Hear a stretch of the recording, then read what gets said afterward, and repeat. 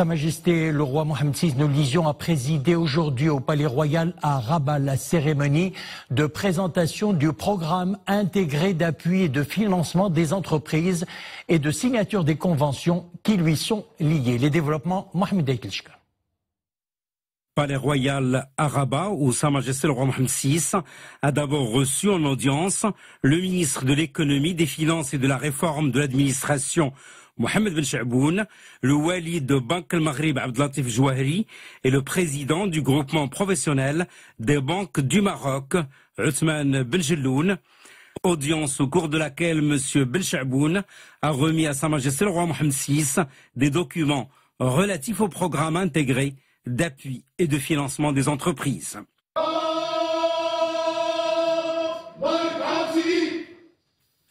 Par la suite, la cérémonie de présentation de ce programme a été marquée par l'allocution devant Sa Majesté le Roi du ministre de l'économie, des finances et de la réforme de l'administration, qui a notamment souligné que le programme d'appui et de financement des entreprises comporte 3 axes principaux.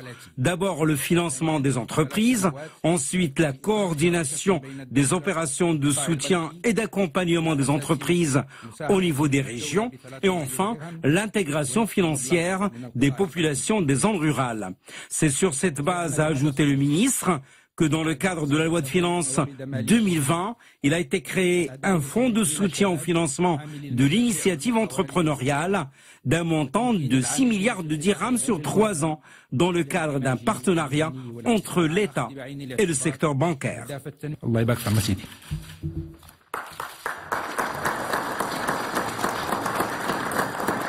Par la suite, Wali Banque al-Maghrib Abdelatif Jouahri a souligné devant Sa Majesté le roi Mohammed VI que, conformément aux orientations royales contenues dans le discours du souverain du 11 octobre dernier, le mécanisme de refinancement illimité par Banque al-Maghrib de tous les crédits bancaires octroyés aux catégories concernées inclut l'application d'un taux d'intérêt préférentiel de 1,25%.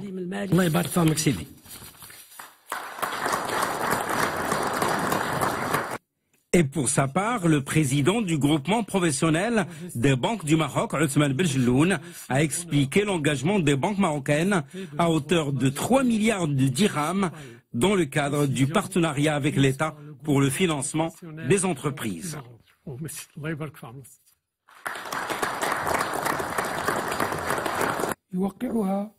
La cérémonie a été ensuite marquée par la signature de 3 conventions. La première est relative au financement de l'entrepreneuriat. La deuxième porte sur la coordination des actions d'appui et d'accompagnement de l'entrepreneuriat au niveau des régions. Et la troisième convention concerne l'inclusion financière des populations des zones rurales.